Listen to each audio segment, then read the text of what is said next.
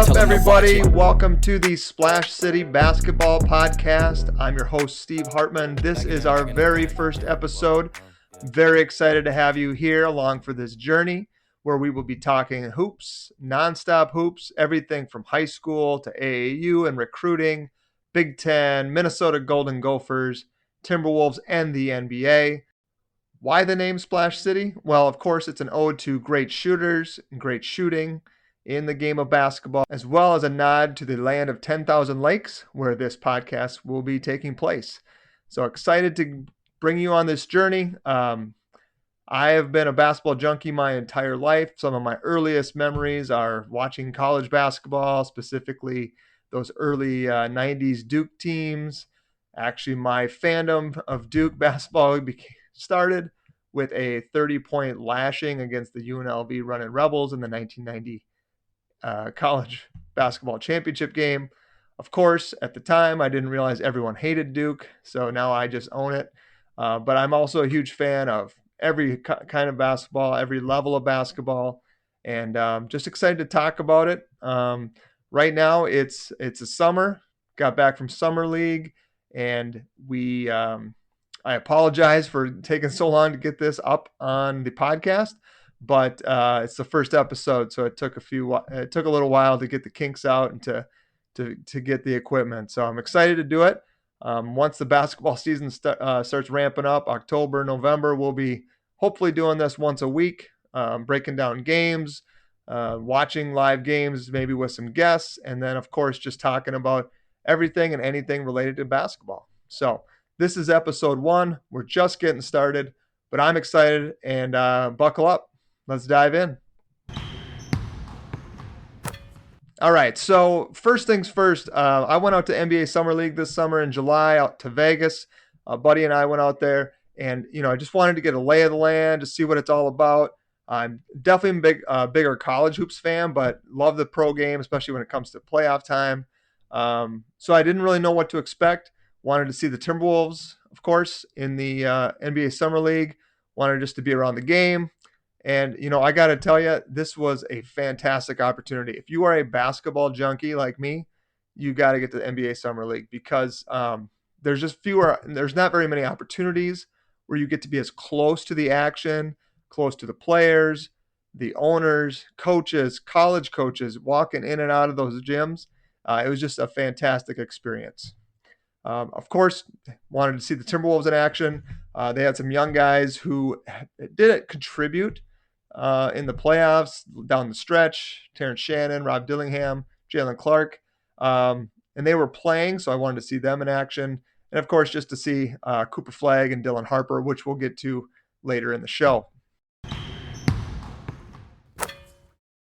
So first things first, some of the Minnesota kids in action out at NBA Summer League. Curtis Jones from Cretin-Derham Hall. You had Jamison Battle, Dawson Garcia, some of the Big Ten players you'd maybe expect to be out there. A couple guys that I didn't really was familiar with, I guess, would be Gabe Madsen from Rochester. Stephen Crowell was there as well. And so, just from the limited time I saw these guys, Curtis Jones, he was undrafted, played for the Nuggets in Summer League. So he was going up against the Timberwolves the day we saw them. And actually, he's signed a 2-way deal with the Nuggets. So he averaged 14.5 points a game. He shot it really well all Summer League, 46.7% from three, which if you saw him play at Iowa State, probably not a surprise.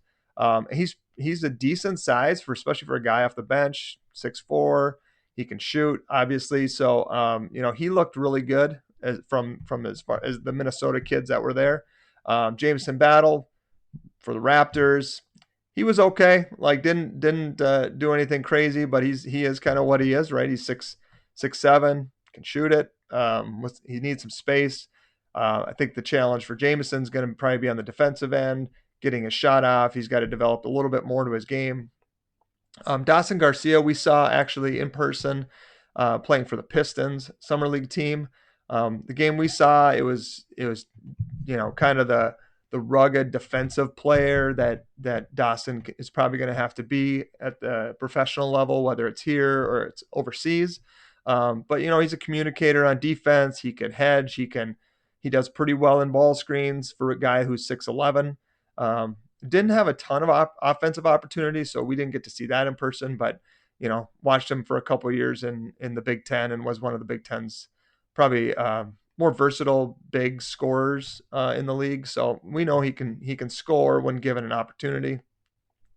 Gabe Matson, so he's from Rochester. He played Cincinnati, then he went out to Utah, finished out there with his brother, and he averaged 10 points a game during his 4 appearances this summer for the Warriors. He actually went and signed a Exhibit 10 contract, so he'll probably be, maybe a fringe G League player, but somebody who a little bit under the radar, at least for big names out of Minnesota.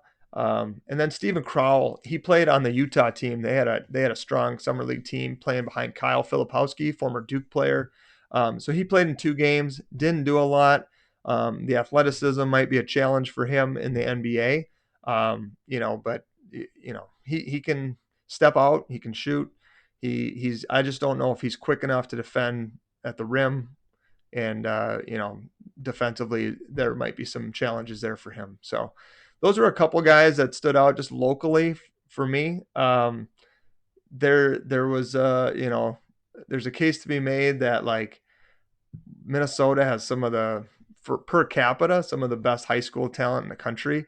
We don't always get a lot of love in Minnesota for our hoops, state of hockey, right? But I think a big part of that is the historical lack of success at the pro and college level. But the high school scene here is second to none per capita. I mean, we are putting guys in the league, high major level, tournament, NCAA. You look at Gonzaga with Suggs and Holmgren, and it's really fun to follow that. And so, I want to make sure that we keep giving a shout out to the local guys, local kids.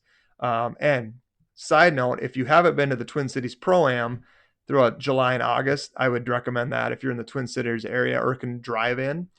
Super fun. I go every year with my son and maybe a buddy or two of his. And I got to tell you, it's just fun, right? It's free to get in. The kids have a blast. It's an hour, 2 hours, whatever. It goes quick. And you get to see some Big Ten level players. So Jack Nungy was there this year, which, he played for Iowa and Xavier. Like, that was just random guys like that. Jarvis Omersa still hanging around, looks athletic as ever. Gabe Kalsher was there, D'ing people up, shooting. The Willingham brothers from Mankato State, which if you haven't seen them play, super fun, D2 level, but man, they are athletic, 6'5", 6'6" guys that can just get up and down the floor and shoot it. So Twin Cities Pro-Am, check it out if you haven't been there.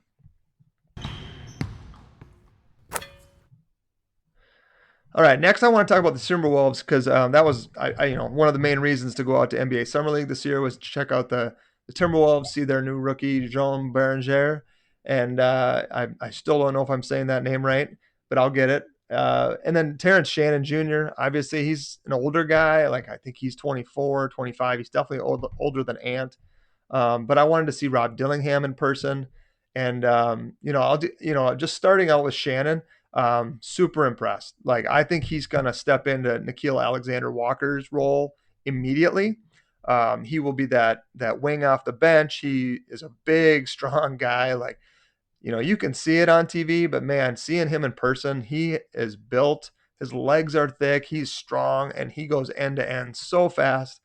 Just really excited to see what he can do. The game we saw against Denver, it was a Saturday night, super fun environment. Ant walks in, Reed walks in, a bunch of the Nuggets players are there, and Shannon was just, he was shooting it from 3. He was defending. He was getting out on the wing. He had some highlight dunks. He's just fantastic. So he was the 5th leading scorer in Summer League, whatever, it's Summer League. But I think that's just a good sign for his development. For the Wolves, losing Alexander Walker, like getting a guy like him who can come off the bench, provide a little punch. He actually brings something that not many on the Wolves, I'd say, have, which is like a downhill, get to the rim kind of scorer.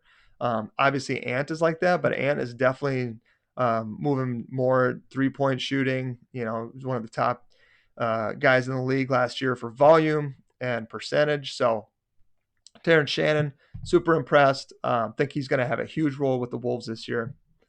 The other guy I was interested to see was Rob Dillingham because I think a lot of us are fascinated by him, but there are some challenges with Dillingham. Maybe he didn't get to play as much as we thought he should have last year. We just want to see more. We got to know what we got with him. Um, and seeing him in person, I'm not going to lie, I kind of see where Chris Finch is coming from. He's hard to trust with the ball, especially in big moments. He struggled handling the ball at times in the game we saw. He averaged, a couple turnovers, 4 turnovers a game, I think it was, which is not great at summer league. And then just defensively, I mean, he is small, right? So as big as Terrence Shannon looks, Dillingham looks just as small. Like he is a little guy out there, very quick hands. So if he's going to be a defensive player, he's going to have to use his hands. But I just think like a little bit on his efficiency on offense isn't great for his scoring. His turnovers are high, and he got beat to the bucket a few times by guys who will not be on NBA rosters or won't be asked to play much if they are. So that's concerning for me. I would love to see the Wolves still add some other ball handler besides Mike Conley. I think it's a lot to ask Ant to bring the ball up and be their primary scorer. So we'll see where that shakes out. But a little concerned about Rob Dillingham. The other guy, obviously, that was super exciting to watch was Joan Beringer. So he's the Frenchman, the Wolves drafted, young guy, getting a lot of Rudy Gobert comparisons, and I think rightly so. He's not quite as tall as Gobert, but I'd say his offensive skill and his hands are better than Gobert's are right now. Like he shot 70% from the free throw line. He just looks more comfortable there today at his age than Gobert does right now at 32, 33, whatever he is. So, I think as a Wolves fan, that's exciting to have kind of that future shot blocker on the back end to replace Gobert. I don't know that he's not there yet. Maybe he will be later in the year. He looks pretty good. He probably needs to I don't know, just like maybe be a little bit more athletic, maybe like get a little faster, better in shape. I don't know what it was. Kind of lumbered a little bit, in my opinion, from watching him, but he's definitely going to have an impact down the road. So all in all, Wolves, saw what you needed to see. They look good. They shut down Shannon after a couple games. I think him, Dillingham, Jalen Clark will all have an impact. Beringer, we'll see. I think he probably will later in the season, but Finch hasn't always been the kind of coach who's going to throw in rookies if he really doesn't see huge impacts right away. So we'll see how much he contributes this year. But all in all, it's fun to see the Wolves. Like I said, great environment. Gym was full. They played in the side gym, the Cox Pavilion out there on the campus of UNLV. And it was packed for that game. It was actually super fun sitting in. We got it's general admission outside of the first 2 rows. So if you haven't been out there, it's a great opportunity to bring your kid and get them close to the action. So we were sitting kind of behind Terrence Shannon Jr.'s little entourage, a bunch of his buddies, it looked like, going nuts, and then sort of behind a bunch of Denver Nuggets players who would take the time maybe at halftime or before or after the game to sign some autographs. Just a really fun experience. And like I said, when Ant walks in the gym, everybody notices. So super cool experience. Glad we got to see the Wolves face off against the Nuggets at NBA Summer League. And now I want to talk a little bit about the Cooper Flagg, Dylan Harper matchup that we saw out at NBA Summer League. This was kind of the marquee matchup, but it was in the middle of the day on Saturday. It was like 2:00 start. We did get to see Ted Lasso himself. Jason Sudeikis was there. There was a bunch of celebrities in the house for that game. That was played at the Thomas and Mack Center.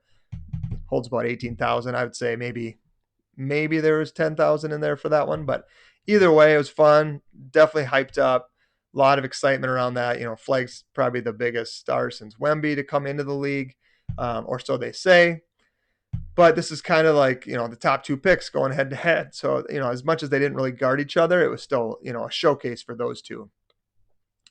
My takeaways from this, though, And I'll be honest, like as a Duke fan, I watched Cooper Flagg play a lot this year.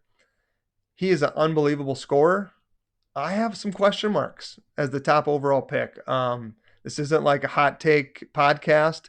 I just talk about what I see, and I'm a little nervous. He is not the most efficient scorer in as a rookie. You know, this was his second game, so he kind of had that warm up game where you say, all right, he had a game, got out the kinks, a little rusty, maybe a little bit um, nervous, but this was game two.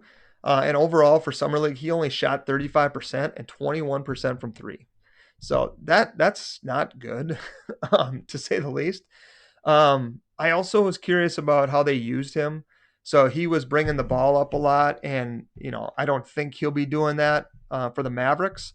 I'm guessing they just want to showcase his ball handling skills, but it looked to me like he got worn out and didn't have the juice in the half court, and he didn't have his legs, which may be an issue because his toughest moments of the season last year at Duke were end of games, pressure's on, bunch of turnovers against Kentucky at the end. He misses the shot against Houston in the Final Four. Whatever. Super young kid. I'm not taking any of that away. I'm just saying that from when you're the top overall pick and you've got this hype, there's kind of some expectations. And I think he'll be a good player, but from what I've seen, I don't know that he's definitely not going to be in the Wemby conversation. But I think some of the challenges for him are in college, he was bigger than he was quicker than fours and fives. So he could go around them. He can play off the dribble, and he was bigger than threes that tried to guard him. So he could post them up and shoot over. But those advantages aren't there anymore in the NBA. There's going to be 6'8" guys that can stay with him that are and more physical. And so I'm curious how he's going to adapt his game. When the Mavs get Kyrie back and they get Anthony Davis and they're healthy, he can fit in and be the third fiddle, and he'd probably be great, right? He'll be great at that, being able to catch and shoot, maybe get some space, play off the ball more. But from what I saw in a couple of NBA Summer League games and some of the tougher opponents that Duke played last year, I'm interested to see how he performs at the NBA level. Now, on the other side of the coin, Dylan Harper. I thought Dylan Harper looked fantastic. I mean, he has a lot of defensive intensity. Now, his shooting numbers and efficiency weren't much better. Actually, they were almost the same as Cooper Flagg. He just took way fewer attempts. But he looks comfortable in his role and his position. He's got good size. He was the number 2 pick for a reason. He's talented. But what stood out to me was his defensive intensity and the leadership that he brought to that team. You could tell that the other guys fed off of it. He was intense. He was leading the charge. He was on the ball. He was making plays with his defense. On the other side, Flagg, I thought, looked a little bit disjointed defensively. Like he got beat twice on back cuts, just not knowing where his man was, not paying attention, whatever it was. So there's a little bit of that too. And I think Dylan Harper knows who he is. He doesn't necessarily beat you just by his size, and being able to play like positionless basketball like Flagg did in college a little bit. But I think Harper next to Stephon Castle and Wemby has a chance. I mean, that's a really exciting young core for San Antonio. So if I'm a Spurs fan, man, I am jacked for that, because I think those three are really good players. And then, they got some other nice pieces around too. But if there was a team in the West that I'm thinking is making a jump this year, if they can stay healthy, it might be the Spurs into that 7-8 play-in spot. Another guy actually on the Spurs that really impressed me, and I had to look it up because I didn't really know anything about him, was David Jones-Garcia. He looked like the best player on the court that game when the Spurs and the Mavs played in that Summer League game. He averaged 21.6 points a game, shot 52% from field goal and from three in Summer League. Six rebounds a game for a guard. I mean, he was good. Like I would expect him to make a roster spot for sure. He did have a few too many turnovers, but like just from standout Summer League guys, he is definitely one of them. Actually, another guy that stood out to me was Kyle Filipowski. And I think he led the summer league in points per game. He averaged 29 points a game, shot it really high, 56%, almost 40% from three. And, when he came out of Duke, I actually thought he would be pretty good in the NBA just because he's 6'10", 6'11", can shoot. He's a little like a slower, bulkier version of Cooper Flagg without the handles probably. But it might have just taken him a couple of years to get there. And he might be reaching his potential because he did look good and had some really strong moments. Another player, highly touted college player, Walter Clayton Jr. off the national championship at Florida. He looks confident. He looks good. He's going to be a really nice player, I think. He played in one game and looked as comfortable as he ever did at Florida. I mean, this guy makes shots at a high level. He knows who he is. He takes good shots. Even if we look at him, it's one of those no, yes type shots. Like that's Walter Clayton Jr.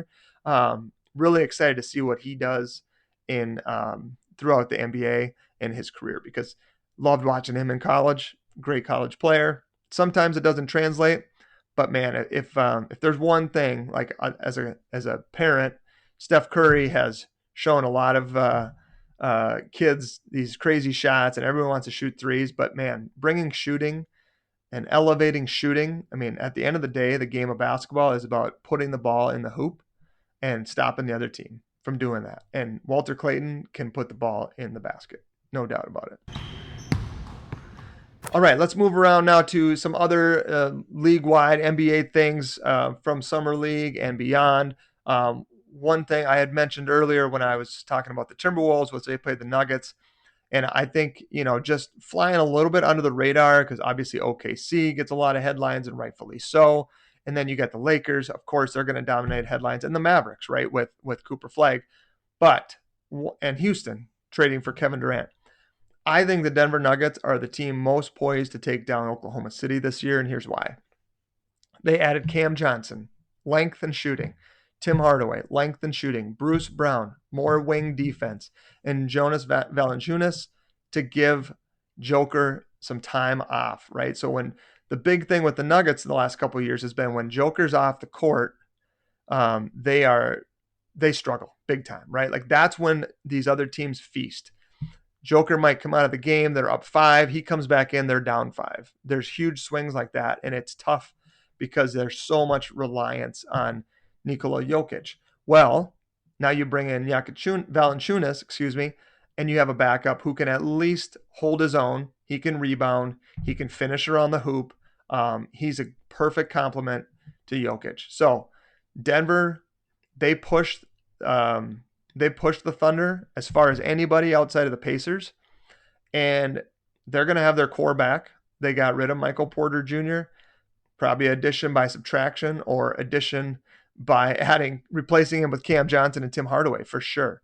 And so Jamal Murray, they're going to be tough. Absolutely. To me, they are the second best team in the West.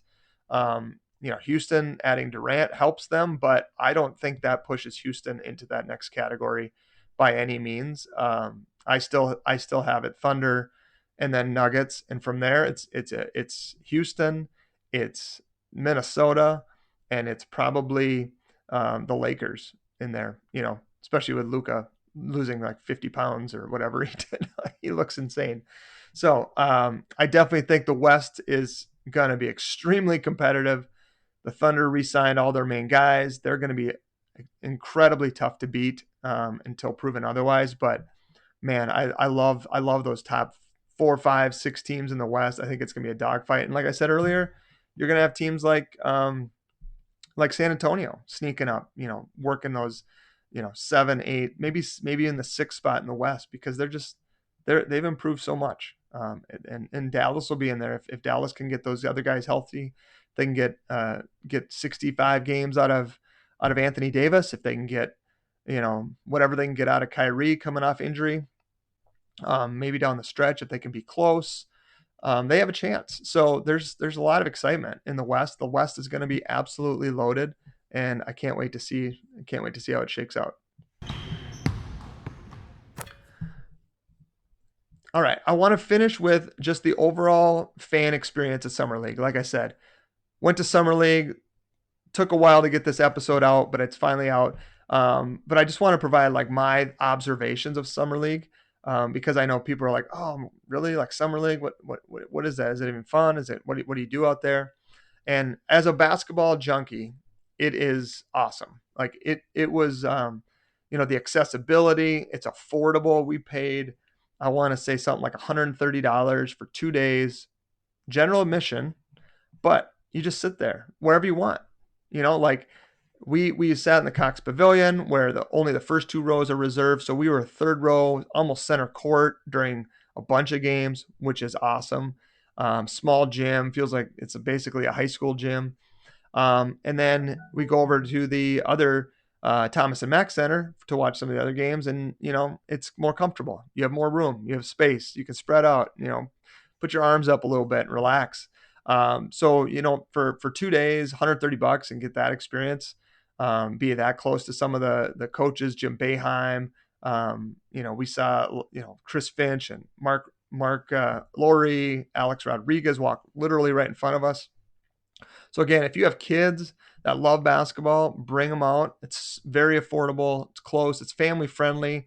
They had things going on in the concourse, obviously giving away t-shirts and merch, things like that. They also have Pop-A-Shot. They had other, games to play for kids. You could measure yourself against Wemby's reach, things like that. So it was fun. Definitely could have improved the concessions. The food is pretty subpar, but I don't know what you expect at a basketball arena. I know at Target Center we're kind of lucky. I think some of the food options are pretty good there. So that was, I'd say, one of the downsides at Summer League was just kind of the concessions. The other thing is, it would probably be a little bit better if they had a little more space in that second gym. Those things got packed really fast. There were some big lines to get in. Team people would be coming and going, like, hey, so-and-so's playing next, so there's a line out the door and you had to wait. So some of that kind of got, annoying, but it wasn't awful. So, there's some things there. It's going to continue to grow. Like, I could totally see it being at T-Mobile someday, or playing somewhere else at some of these bigger arenas. But all in all, great experience. Definitely would do it again. Definitely would recommend it. We stayed on the Strip. Just got cab rides over there. It was, maybe $15-20, pretty easy. And just had a great time and watched some basketball. We, Saturday or Friday, I think we were there from like noon to 7. And then Saturday it was like noon to 9 and just watched hoops. So if you're a junkie like me, it's great. It kind of reminds me of like a training camp, but you get to see all the teams and all the players. And just kind of watch some of the young guys. For me, being bigger college fan, being able to see guys I watched in college, a lot of times their coaches were there, and just kind of seeing them, play. Like Kenny Lofton was there from he played for the Celtics, like big fan favorite, so he got a lot of love. And then Yuki Kawamura was there. He played with Memphis last year. He was on the Bulls this year. Just super fun. Like, you could see the fans getting behind certain guys, and just, knowing guys that are like, hey, this is my chance. I have to show up and I have to perform and I have to do what I have to do to get on this roster. It's just fun to see that level of competitiveness. And yeah, it's a great experience. So all in all, would highly recommend. Go back, check out Summer League. No one's paying me for that either, by the way. It's just my advice. But if you're a hoops junkie, take advantage of it. All right, let's wrap up. This is episode 1 of the Splash City Basketball Podcast. And so we covered a lot of things. We covered NBA Summer League primarily, a little bit of look at the NBA and the Western Conference, especially with some of the realignment. We talked about the Timberwolves and some of the local Twin Cities area players who were out at NBA Summer League. Episode 2, excited to talk about Gopher basketball. They've got a whole bunch of transfers. They got a new coach, of course. Nico Medved is welcomed into Dinkytown. Welcome back into Dinkytown. And, it's going to be an interesting year over there. Ben Johnson was a local guy, De La Salle guy who had coached for a few years and, just couldn't really get the program going. And, it's kind of been the case for quite a few of the past coaches. So it'll be interesting to see what Miko Medved brings to the table. We'll talk about him. We'll talk about what he's done, why he's here, what we think he'll probably, do with this year's team, like how that roster is going to look. And then just set some expectations for that. And then we'll also take a look at some new recruiting news. Nico got a couple of verbal commitments from local Twin Cities players, and just talk about recruiting in the Big Ten, Minnesota, Wisconsin, and we'll see where else everything goes. Oh, one final thing, we'll talk about Minnesota Lynx and Cheryl Reeves' legacy as one of the all-time great coaches in the WNBA. So make sure you stick around. Episode 2, watch for it soon. Thank you for joining. This is the Splash City Basketball Podcast. Bagging that bag.